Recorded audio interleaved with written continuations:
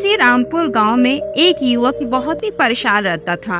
वह अपने जीवन में सफल आदमी बनना चाहता था, बहुत सारा पैसा कमाना चाहता था, जिसके लिए वह दिन रात काम भी करता था, लेकिन फिर भी वह उतना पैसा वाला नहीं बन पाया जितना बनना चाहता था। इसकी वजह से वह बहुत परेशान था।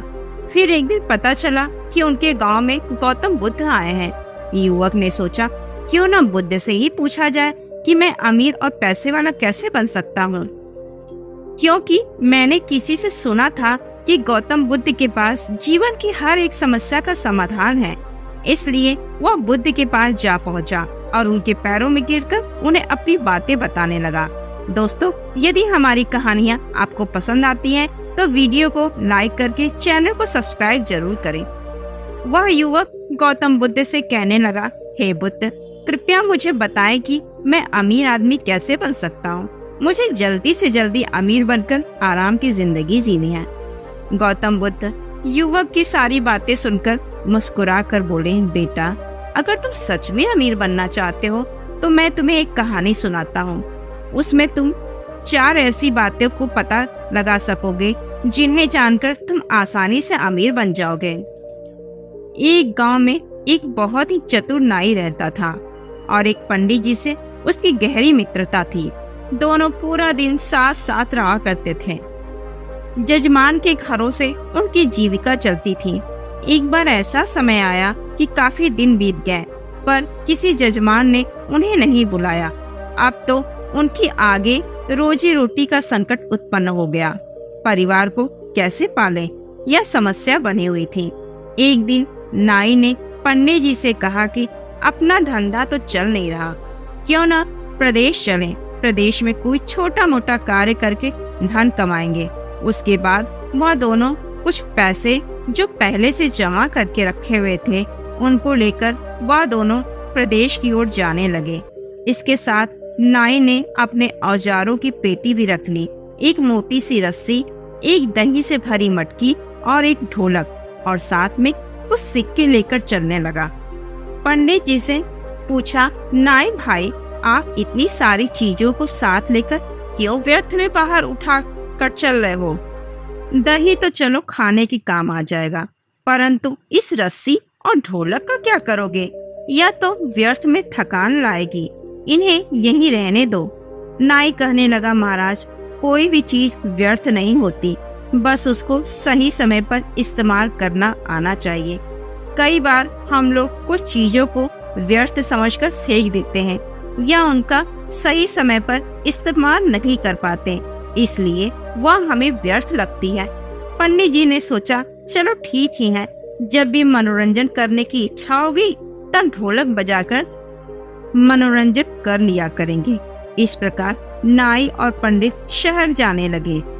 चलते चलते रास्ते में उन्हें एक सूअर का बच्चा दिखाई दिया।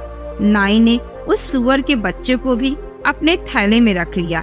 पंडित जी को फिर ऐतराज हुआ। कहने लगे, अरे मित्र, अब सूअर के बच्चे का क्या करोगे?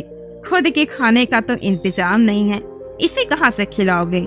नाई बोला, कोई बात नहीं, मैं संभाल लूंगा, आप तो बस साथ चलिए। यदि कोई ग्राहक मिल गया तो उसे पेश कर पैसा बना लेंगे। इस प्रकार पंडित जी को समझाकर वह दोनों शहर के नजदीक पहुंच गए।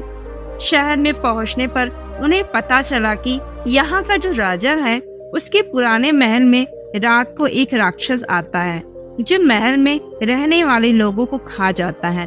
अब तक हजारों लोगों को खा चुका है।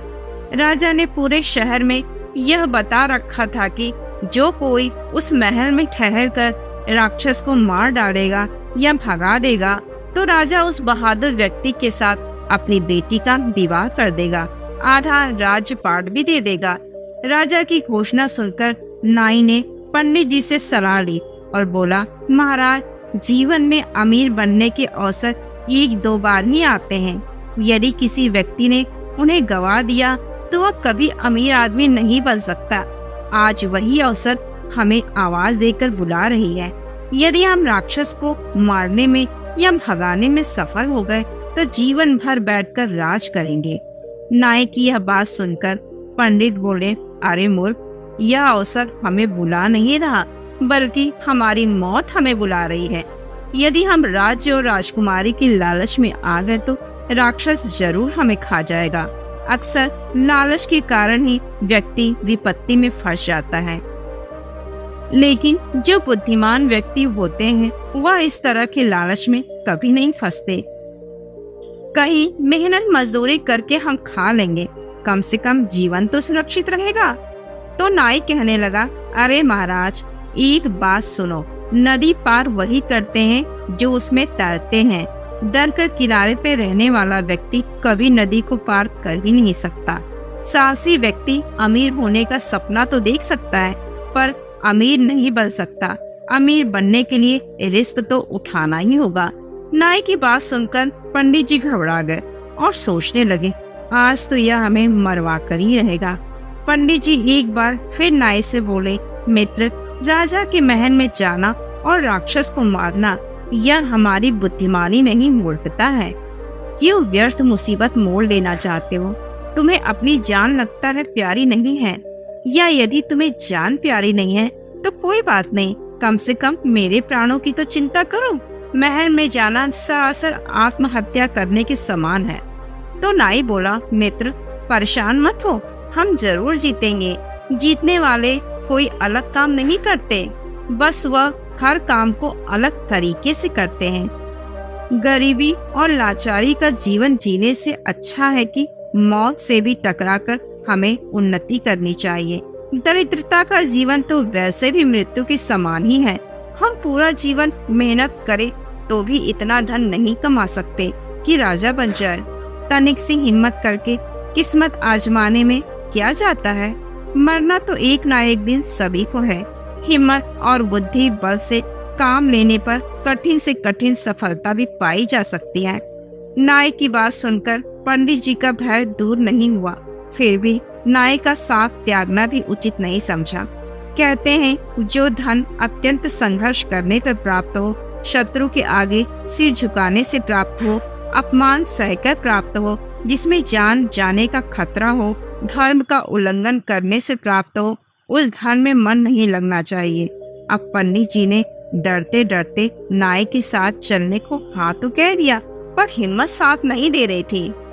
नाई और पंडित राजा के दरबार में पहुँचे और कहा, महाराज, हम आपके महल से राक्षस को भगाने आए हैं। उस दिन शाम का भोजन उन दोनों ने राजा के यहाँ किया। तरह तरह के स्वादिष्ट व्यंजन, ऐसे व्यंजन जो जीवन में पहली बार खा रहे थे, उन्हें बहुत ही आनंद आया। उसके बाद वह दोनों राजा के पुराने महल में चले गए। वहां पहुंचकर सबसे पहले उन्होंने महल के सभी दरवाजे बंद कर लिए और आपस में बातचीत करने लगे। नाई पंडित जी से कहने लगा, आज हम जान हथेली पर रखकर इस महल में आए हैं, ऐसे में हम लापरवाही बिल्कुल नहीं बरत सकते। विद्वान लोग कहते हैं, मनुष्य को भय से उस समय तक डरना चाहिए जब तक कि वह भय से दूर हो।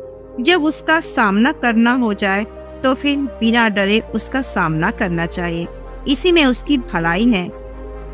एक काम करो, आधी रात तक मैं पहरा देता हूँ, तब तक तुम आराम से सो जाओ।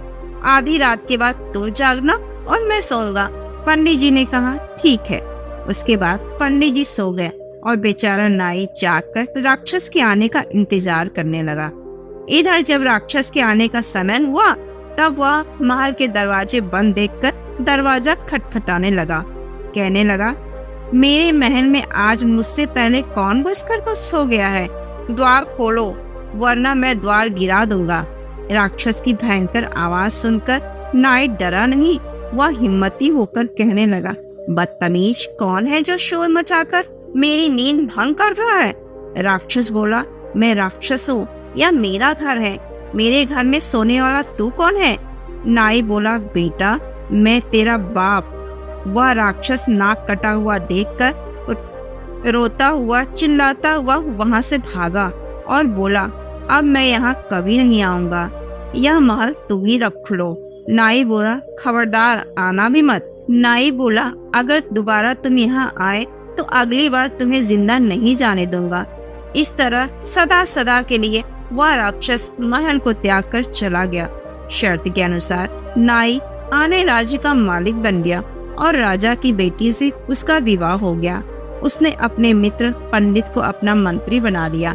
कहानी समाप्त करते हुए महात्मा बुद्ध ने कहा कि 4 बातों को सदैव ध्यान रखना, तो कभी गरीब नहीं रहेगा। पहली बात, अवसर को पहचानना चाहिए, उसे समझने का प्रयास करना चाहिए और जो उसके पास है उसे व्यर्थ की चीज ना समझकर सही समय पर इस्तेमाल में लेना चाहिए। दूसरी बात यह है कि हिम्मत के साथ बुद्धि बल से काम लेना चाहिए। बिना बुद्धि बल की सहायता से सुअर भी हार जाते हैं। बुद्धि से मनुष्य छोटा होकर भी अपने से महान को पराजित कर सकता है। तीसरी बात यह है कि सदैव सोच ऊंची रखो।